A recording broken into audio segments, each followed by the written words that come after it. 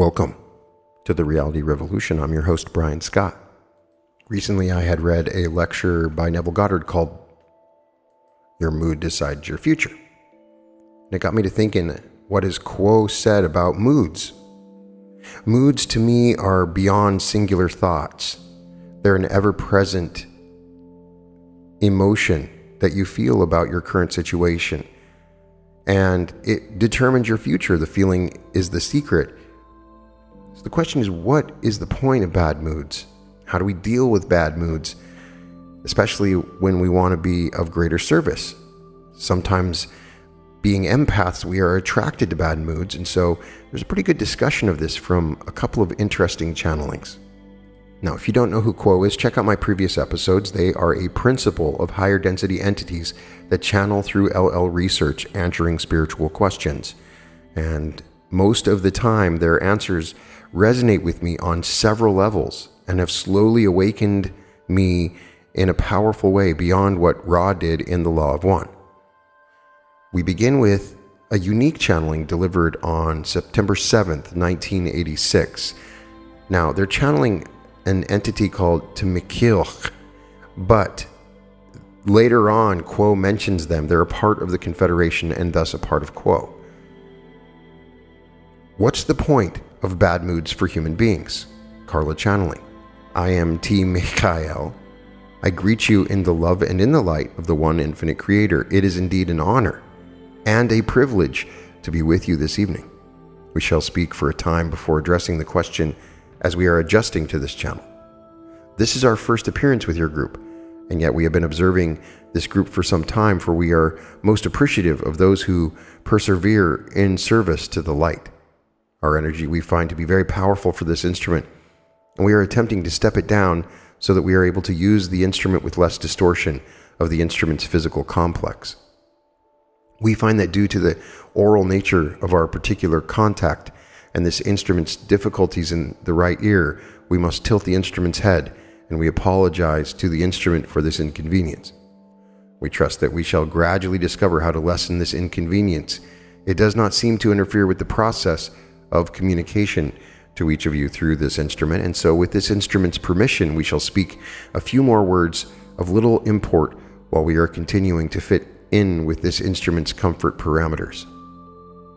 We are not of the Confederation of Planets in the service of the Infinite Creator. We are of the inner planes. We wish to be clear on this, for this instrument has a prejudice against inner plane teachers, yet we have been drawn to this group because we are interested in questions which have to do with the power of polarity. This is our area, what you would call the disciplines of the indigo ray work. We are third density, harvestable for fourth, and we believe, and it has been agreed by the Confederation entities that are about you now, that we perhaps can give some information from a point of view helpful concerning the question of the function of the nature and the correction in time and space of the seemingly petty negative mood, the transient melancholy, the sudden irritation, the quick anger, that which does not last in the perception yet lingers along in the perceptions of those about one and in the actual effect in a cumulative sense on the spiritual journey itself. So side note, understand in channeling Quo brought in this entity to answer this particular question, and they are from the inner planes and from third density. So they are just like us, elevated teachers that are in the inner planes that are answering a question for Quo. They go on to say, as do our brothers and sisters of the Confederation, we who make up the principle of power and polarity request that anything that we say be taken very lightly until it has been filtered carefully through your discerning processes, for we are indeed as you, and not even of another dimension, but of your own. And yet, my children, we are old in your years, and we are most happy to share with you what we can. The seemingly inconsequential mood is as the shutting of a door, indeed a shutting of two doors, and the door to positive polarity and the door to negative polarity. For polarity consists in the acceptance of a certain job description, shall we say. That which is in between may be considered self-employment. The spiritual path is something that can be talked about endlessly. Great systems of theoretical discussion can be constructed, and yet if one does not become involved in a personal sense, the path remains outside of oneself. When one contemplates putting one's feet upon the path or getting back upon the path when one has stopped to rest, it is well to view that which is ahead and count the cost. One would not go on a physical journey without checking the availability of that which a traveler must be endowed before beginning the journey. One must have the supplies one needs: a coin for a bit of food, good shoes for the walking, and a warm blanket for the sleeping. The spiritual journey is a very expensive journey, one which in metaphysical terms none of you can afford. In metaphysical terms, each entity is too poor to afford the undertaking of the spiritual journey from one's own resources. It is a popular misconception in your culture that you can do anything in a metaphysical sense. It is well to realize quickly that you are unequal to the task of transforming yourself. That would be asking the purchase price of tools, the name of which you do not even know and the function of which you can only guess. You see, my friends, you are stewards of consciousness. You do not own consciousness. The nature of consciousness is unknown to you and will continue to be unknown to each of us, and yet that is the nature of your journey and your exploration. You will never have a map for this journey. You cannot buy it. And so how do people begin and maintain themselves upon this journey? For of course you know that you are on the journey, perhaps reluctantly, perhaps enthusiastically, perhaps intermittently, but on it and basically committed to it. In essence, when one accepts stewardship of consciousness, one accepts that one is working for another. Your salary is heightened consciousness, increased perception, and the pain, travail, peace, and freedom of the road you wish to be on. In order to move along that road, it is well to acknowledge that you are working for that which is not within your conscious mind and not within your control. Polarity has one of the secrets of its effectiveness, the surrender to your employer, consciousness itself. Many have defined consciousness in another way and called it love or the logos or the one original thought. To this you shall surrender if you wish to polarize, and in that surrender you shall find the ability to become a receiver of the knowledge that you need not for tomorrow and not for yesterday, but for the present moment. Both those who polarize towards the positive of love for others and those who polarize towards the negative of love for self surrender themselves to the consciousness that they not only are but know not, and thus they become what they know not, and in becoming know for the first time. Now, my friends, when you are working for yourself, you may use your consciousness in many ways, and yet the more you exercise your will without asking for help, the less effective you will be until you lose contact with love and become only that which seems not good, not bad, not positive, not negative, but swayed by the cross currents of a shifting and uneasy sea of phantasmagorical appearances, and you become prey to all the minor ills of your illusion, and at the same time become less and less able to create a polarized alternative to what you feel and are in the illusion. It is not a wrong thing or an evil thing to be, as this instrument said, cranky, unhappy, irritable, or angry. It is rather a waste of potential. Each of you has a certain amount of incarnational time. When you tire of carrying consciousness, you may choose to become distracted and indifferent. Yet when you are healed, we suggest that you seek once again to know that which overshadows you, that which is the greater part of you, that which created you, and that which empowers you. There are two aspects to the sense of other. One may be termed the higher self. Some have called it the creator. It is the aspect of the creator which is personal and yet which is far richer in experience than are you, and it is far more representative of you than your seemingly complete mentality and personality within the illusion.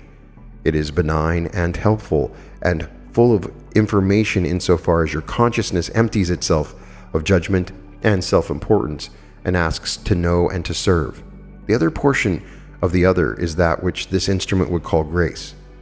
That is the kindness of the Creator, of love itself, which offers to the one who surrenders its will the ability to manifest the greater will that is made known to it through the overshadowing influence of the higher self.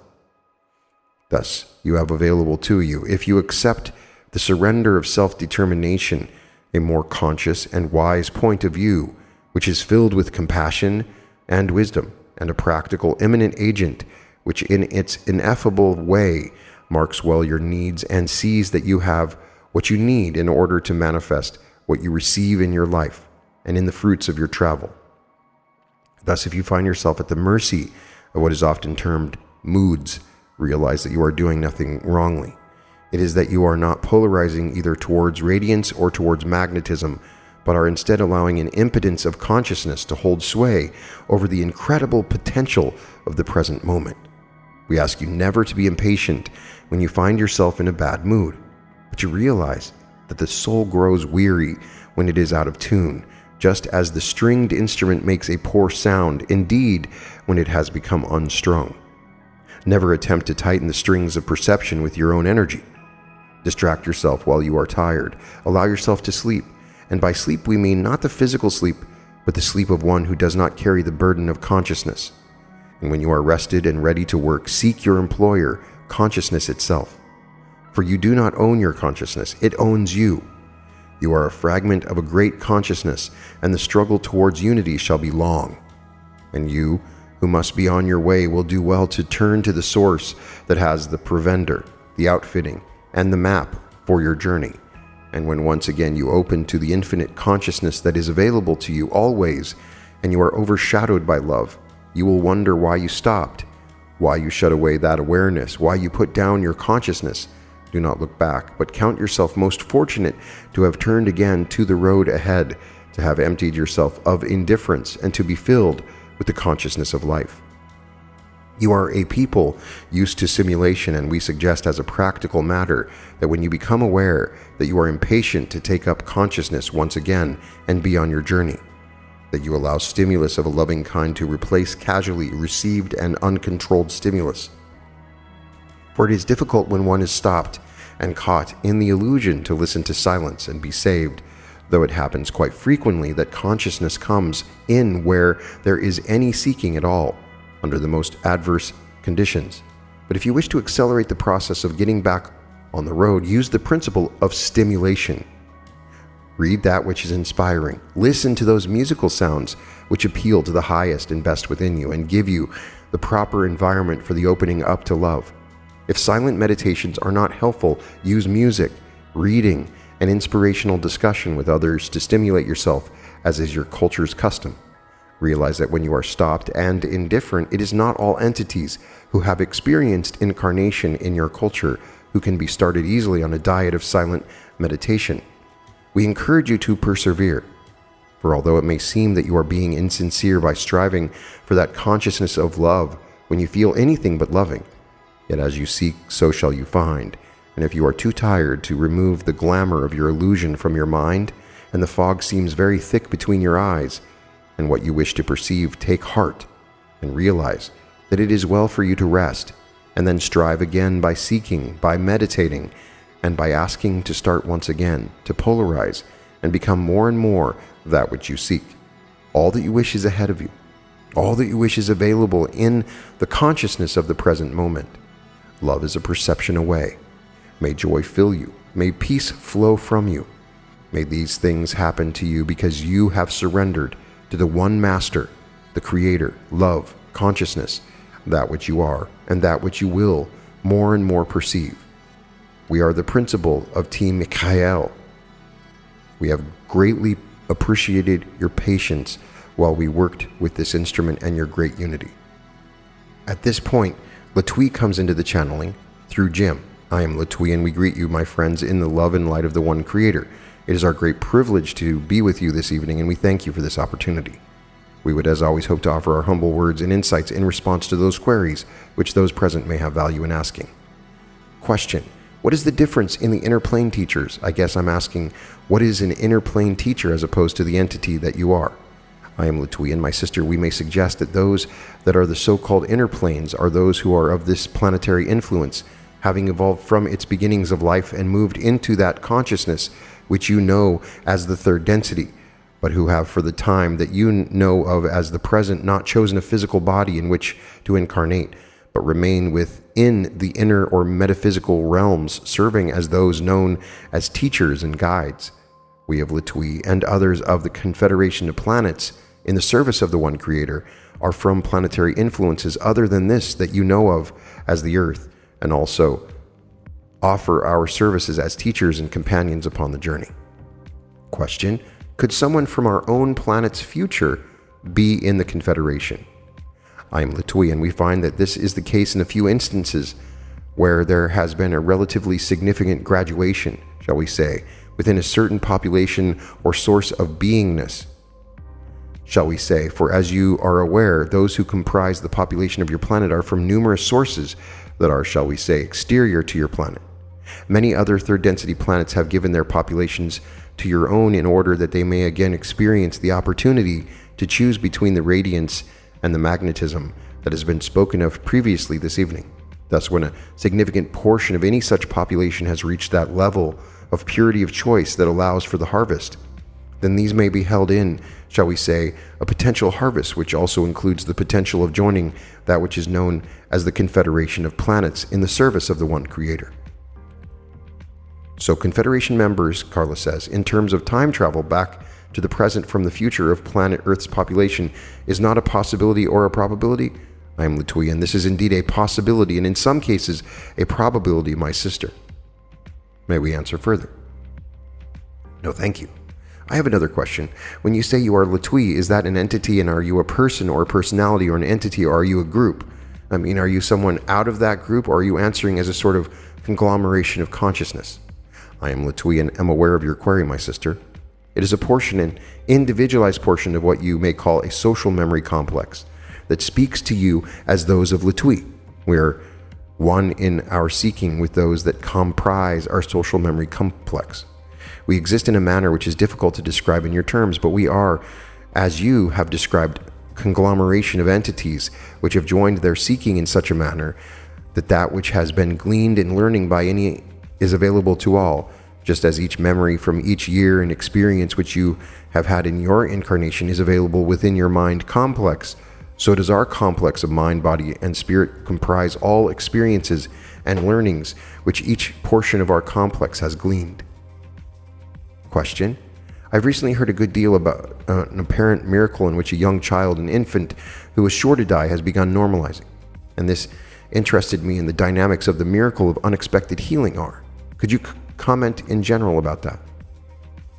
I am Latui and am aware of your query, my sister. In many cases, such as the one of which you speak, there is the disease which seems to defy description, and that its uniqueness or rarity is such that little is known within your orthodox medical community concerning the dysfunction. In the metaphysical portion of such dysfunction, there may be the need for an opportunity of a certain nature to be presented to those who will share experience with the entity experiencing the dysfunction or disease. Thus, a disease that seems in some ways recognizable to those of the medical community, as you call it, will appear, and according to the opportunity provided and taken advantage of, will then begin to recede in a manner which may not be fully understood or understood at all. Perhaps it has been decided in a pre-incarnative sense that the entity with the disease shall galvanize those with whom it shares experience in such a manner that that quality which you know as love shall be generated in a fashion which not only serves to heal the disease, but to bring a greater sense of unity to those within the grouping of the entity with the disease. It may also be the case that such a generation of that quality of love will provide for each individual expressing this quality opportunities for enhancing the personal expression of this quality of love in a fashion that is congruent with the potential brought into the incarnation which has heretofore remained dormant. We then move to a channeling delivered on December 7th, 2019, 33 years later. Jim channeling, I am Quo, and am with this instrument at this time. We greet each of you in love and in light. We are honored once again to be called to your group, for you have those questions within the mind, the heart, and the spirit that are of importance to you, and we would seek to speak to those queries as they are presented to us. However, as you know, we are not ultimate authorities. We are your brothers and sisters. We have enjoyed this journey of seeking perhaps a bit longer than have you, though we are one with you in this journey of seeking, and we would ask you to do us a favor to take those words and concepts that we offer you this afternoon and use them as pleases you, disregarding any that do not have a meaning to you at this time. If you will do us this favor, we will feel free to speak to your queries. This one comes from Corey. Corey writes, I'm currently wondering about the value and quality of service in the unseen metaphysical sense performed when under stress or in a foul mood. I work in human services with mentally ill individuals. My coworkers and I hold the intention to serve and better the lives of those we work with. On some days we might be in a poor mood for any number of reasons, and on other days things go great. I make an effort in the direction of prayer, meditation, and tuning so that I can be the best me for whatever the day has to offer. In the event that still doesn't seem to do much for me, I can see evidence that I'm not connecting with others or working nearly as harmoniously as in past situations where things flowed well. In this flesh and blood illusion, my lower vibration in those moments, so to speak, has noticeably blunted impact on the quality of my day and that of others. So what I'm wondering is whether it looks that way behind the scenes. I've been wondering what those of Quo might have to say regarding how our attitudes and state of mind can affect the service we attempt to bring forth into our daily experience and the service we seek to offer. I am Quo, and am aware of your query, my sister. This is a concern with each conscious seeker of truth may feel a harmony with, for each seeker goes through the daily round of experience with a variety of attitudes, intentions, desires, and goals. These are the motivators, shall we say, the engines that begin the catalytic process. As each seeker moves through its daily experience, noting the relative lack of presence of positive harmony and desires in its being, there may arise this concern that is the heart of the query. Does the attitude determine the value of the service?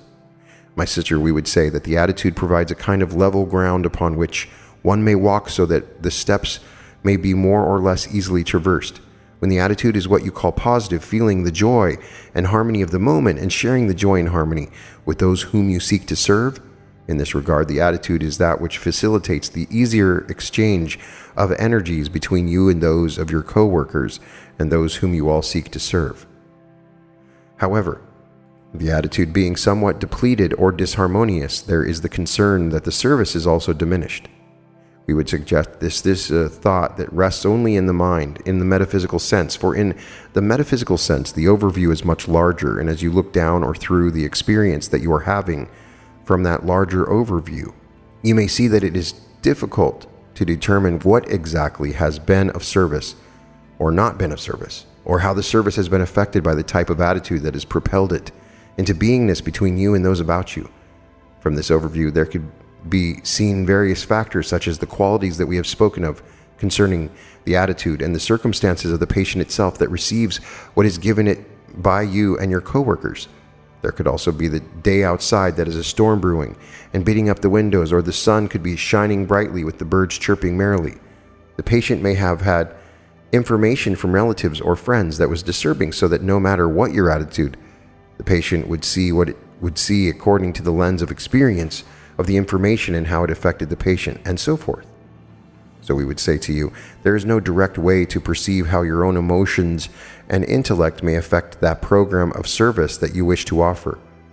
The only means of affecting this service is that you wish to offer that you can be counted upon reliably is your intention. In your intention rests all of the metaphysical power of polarity.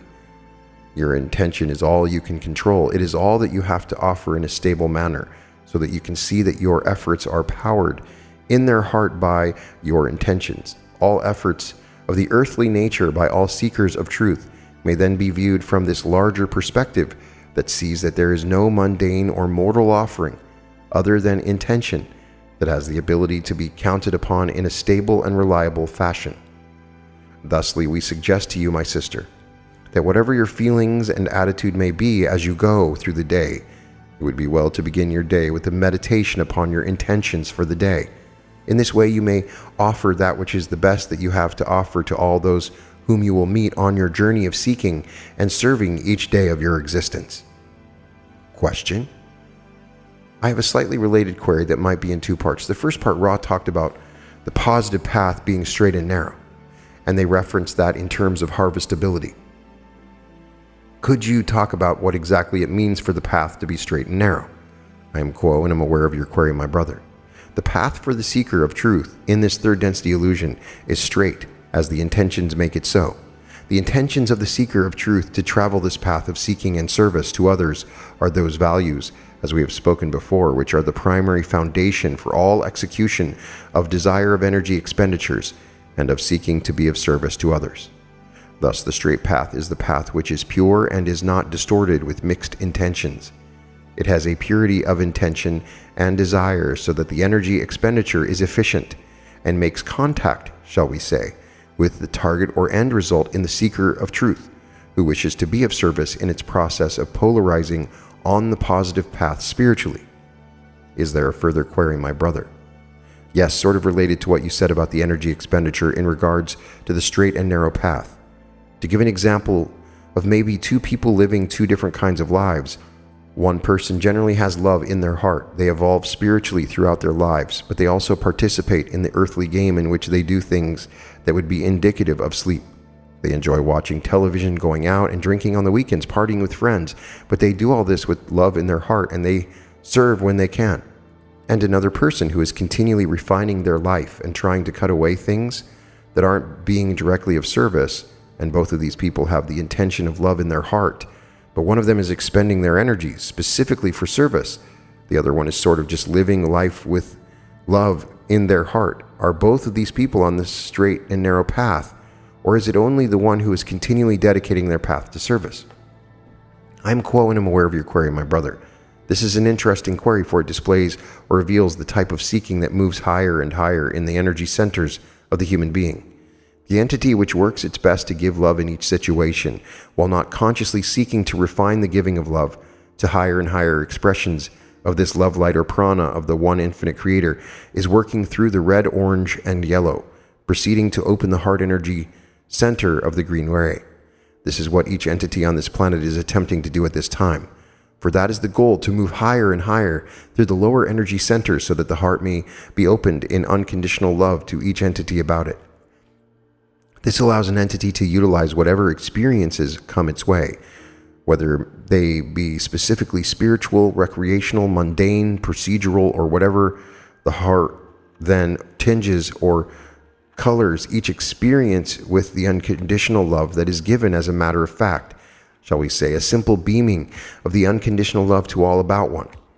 This is a very helpful manner of being, for it is that which produces the harvestability that is desired by each entity on planet Earth at this time.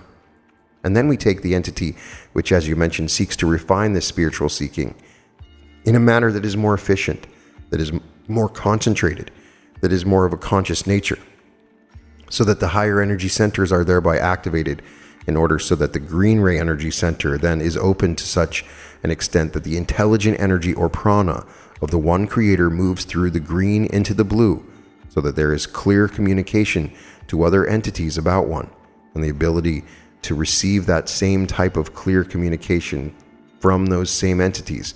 So there is an exchange, shall we say, from the creator within one's being to the creator within those beings surrounding one. This is the work of the adept, as it begins to move the energies from the blue into the indigo ray, where the intelligent energy of the one infinite creator finds a resonance with the quality of beingness that is revealed in the indigo ray energy center. This is the center of the higher self, the self which sees the overview within the life pattern, the self which can create changes in its own consciousness at will. This is the path of the adept, and is the path of that which is followed by few who have been able to go beyond the green ray energy center, for within this illusion that traveling of distance is considered quite sufficient for harvestability into the fourth density of love and understanding. Question: when the wanderers incarnate on earth, there are some that incarnate with the plan or the hope to live that former life where it's just a general loving nature through the regular mundane earthly days, or do most wanderers generally hope that in incarnation they choose that path of the adept and continually refine their service throughout their life? I am Quo, and I'm aware of your query, my brother. Wanderers are a breed of being which contain a certain kind of desire that is such strength to move into the third density illusion of misunderstanding, of confusion, of disharmony, of a lack of any sense of the self as being any more than that which is born and that which shall live a certain number of years and then die. This requires a certain degree of bravery, shall we say, for there is the great chance that the wanderer may not be able to remember its desired programming for the incarnation. Each wanderer has in common with each other wanderer the first and most basic desire. That is, by its very being of expressing love to others, to be able to enhance the vibratory patterns and intensity of the earth plane, the third density illusion which is in such chaotic stress that the feeling of love has the potential to reduce the level of stress and increase opportunities for clearer perceptions beyond and through the chaos, the confusion, the disharmony, and so forth. All wanderers have as another goal the desire to provide certain specific services according to their unique talents. Some become teachers of spiritual principles. Some become healers of mental, emotional, spiritual, or physical difficulties. Some become those who may be seen as creative artists that express through word, through paintings, through music, the love and light of the one infinite creator, the unity of all creation, and so forth. Others simply go about a daily round of activities in which could be seen as a normal third density experience, being mothers, fathers, teachers, clerks, bishops, and so forth. And in this attempt to serve, offer that love vibration, which colors each service in a fashion which those entities receiving the service become aware of, if not on the conscious level, then upon the subconscious level, so that the effect is, shall we say, vibrating love from the foundation of one's being upward and outward into the conscious expression of one's own unique being. Question: in creating my blog and telling about my history, I want to talk about the principles of the Law of One. Do I need to be concerned about abridging the free will of people who are reading my blog by telling my story and how those principles helped me overcome my trauma? I am, quote, and am aware of your query, my brother. Again, as all seekers of truth, you who wish to offer themselves in service to others, you are quite free to choose your path of seeking and of serving. For you are the same as all of those whom you shall attempt to serve by doing whatever it is that you choose to do, whether it is your blog, the way in which you live your life, the experiences that you share with those about you that are the closest to you, and so forth. Each seeker of truth has the ability and the freedom to be and to share whatever it is in their heart that wishes to be shown to others and shared with others as an offering of love and of service. Not only to others, but also to the one infinite creator who exists within each other being, including yourself, with whom you shall share this blog.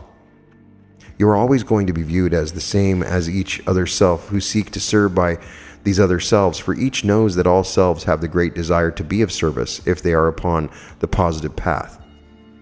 And yet this desire is not enough to erase all distortions, shall we say, for each entity has those qualities of imperfection or distortion that are pre-incarnative choices that allow certain lessons to be learned. Thus, each entity has, shall we say, clay feet.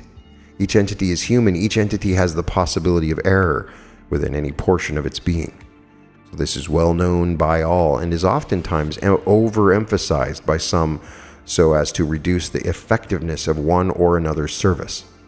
However, each entity also knows that deep within each self there is the one creator that desires to express itself through you and each thing that you do in your daily round of activities. If you're able to open yourself to it in enough purity of desire that it may move through you and live your life for you in some instances, oftentimes in just the manner in which you are speaking, so that you become inspired by the one creator to give this or that piece of information in such and such a manner that might be of more service than had you not opened yourself to the one who is within all. Question: in the majority of the raw contact, Ra uses the word control in association with those of the service to self polarity. However, there are instances where control is used in a positive or non-negative context. How do those of the positive path wield control in their own lives or with their own catalysts or in their own spheres? I am, quote, and am aware of your query, my brother. Once again, we return to the concept of intention. The use of any type of control is determined to be either a positive type of control or a negative type of control according to the intention behind the use of control. If one intends and wishes to control certain words or emotions or actions of the self in order to keep from infringing upon the free will of another self, this intention is of a positive orientation. If one wishes to use control of intentions or expressions of intentions in order to gain from another self that which is the other self's, that is the power of the other self by dominating and controlling the other self, this is the negative intention. Therefore, it is the intention once again which determines the nature of the experience. Question. There's a query from a reader named Julio who writes, I thought I'd gotten quite good at using Catalyst, but recent consequences to my actions tell me differently. Do you have any advice on how to best use and interpret the Catalyst that I'm facing right now, or perhaps Catalyst in general as well, so that everyone can benefit from this? I am quo and am aware of your query, my brother. We would suggest that if you wish to determine how your catalyst or behavior towards another entity affects that entity, there may be engaged with that entity a conversation that inquires as to how this entity perceives the interaction it is experienced with you by such interchange of Blu-ray communication. There may be an erasing of difficulty and confusion so that you may see more clearly how your actions, your thoughts, and your words have an effect upon another being. If you're concerned with your actions in general and how it provides catalysts for others that you may not be able to have such a communication with, we would recommend that you retire to the meditative state.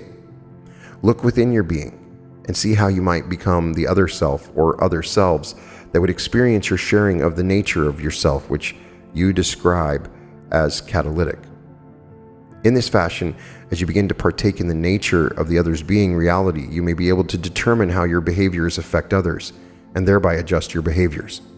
If this is your desire, or you may indeed go further than this, and use the perception you have gained by becoming the other self to engage the balancing process, so that you take that behavior that you offer to another and balance it by increasing its potency, its expression, so that it may then begin to attract to you the opposite of its expression, that you also allow to grow in magnitude until it equals the other expression.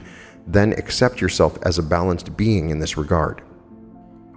Question. I have one going back to intentions. Sometimes in my path I have uncovered unconscious intentions that were sort of hidden behind false intentions. I thought I was intending something positive and then discovered that I had deeper undiscovered drives behind that intention. So I'm wondering if, when you talk about intention, you mean that it is the deep true intention and not just the surface intention, and how we can help to understand what these hidden intentions might be if we have them. I'm quote, and I'm aware of your query, my brother. Yes, indeed, the intentions that are first expressed are those of the conscious mind, which proceed from the surface experience of the seeker of truth. These intentions are valid and substantial enough to serve as the means of giving value in the metaphysical sense to any action, word, or deed that may proceed from the seeker of truth. However, as you have described, there are layers to all experience. Most of these layers of experience are those which lie in the future of the entity as it proceeds past the green ray energy center and becomes the adept, or indeed, as the entity moves from the third density illusion into the fourth density and succeeding densities, where this balancing process of intentions becomes ever more finely tuned for each intention and each type of catalyst and each type of experience that any seeker of truth proceeds from or originates from within, has these layers that allow a finer and finer perception by the seeker of more and more of its own beingness, until this beingness expands outward in a fashion which includes the entire creation and the one infinite creator residing within. As the one creator, that portion of yourself which seeks the deepest level of intention can discover these layers of the being and be able to channel, shall we say, this information in a useful fashion in the daily round of activities in an inspired fashion. The layers of intention then reveal more of your true self to you, going through the darkness of doubt, the darkness of misinterpretation, and so forth. Begin to see the light of day, the brighter light of day, noonday, and sun shining upon one, so that all is revealed clearly as the one infinite creator, knowing itself through every action of every being throughout all time infinitely. At this time, we shall take our leave of this instrument and this group. Again, we thank each of you for inviting our presence in your circle of seeking this day.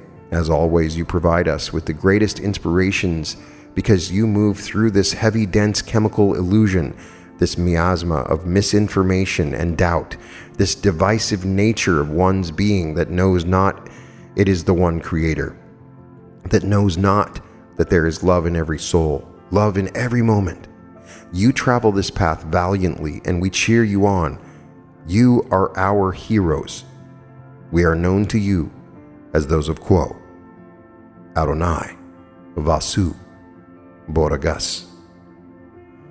So these two channelings I found really interesting. First of all, on looking at the outside picture, that first channeling from an entity within the inner planes, meaning another human being that had died and had been harvestable to fourth density but remained in the inner planes.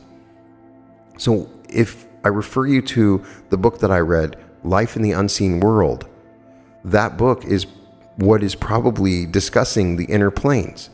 This inner plane is between life and death. Perhaps people go to the unseen world and can come back at some point. It's implied but not discussed entirely in that book. So we get a teaching from someone. It was interesting historically for fans of the Law of One that we had this entity that sort of sounds like Michael, but it's with a T that starts at the beginning. And they discuss moods and the importance of it and how moods can change. And then I brought up the second channeling from 2019. Channeling can affect your service, and they advise, having some intention as you start the day to refine your own moods. The key in the first channeling is that if you find yourself in a bad mood, you've done nothing wrong. They tell you it is that you are not polarizing either towards radiance or towards magnetism, but instead allowing an impotence of consciousness to hold sway. You haven't done anything wrong. Don't be impatient with yourself, but realize that the soul grows weary when it is out of tune.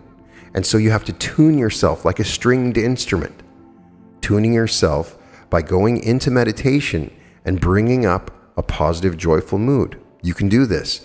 That is part of heart coherence, bringing up that positive mood by tuning yourself and stimulating yourself with inspiration, they recommend. Listening to really cool YouTube videos from the Reality Revolution could be one way, or reading a book or a poem, or listening to music that inspires you, that raises and changes your mood. You can use these things, and it's powerful. The other question really related mood to service and how it affects your ability to serve. And they do imply that it has an effect. So it's important that, knowing what we know now, that you do your best to start your day out in a positive mood with the intention of remaining in that positive mood. There's an interesting discussion here of two different types of people that are providing service, just being loving in the moment, and then once that's refining their service. And I found there's a lot we can take from that in understanding what our role as service and what it's like to be a wanderer. You can provide service just by having the loving heart and expressing a loving vibration, which raises the tides for everybody. You can also move further and refine your ability to serve in the upper chakras, moving to the blue and indigo rays. These are all a part of the spectrum that is discussed in these channelings.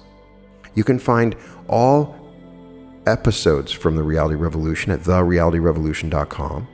Check out the Quo playlist for all the other Quo channelings. There's so many good ones. You got to check them out. If it resonates with you, please purchase my art. It supports the Reality Revolution. You can find it at newearth.art.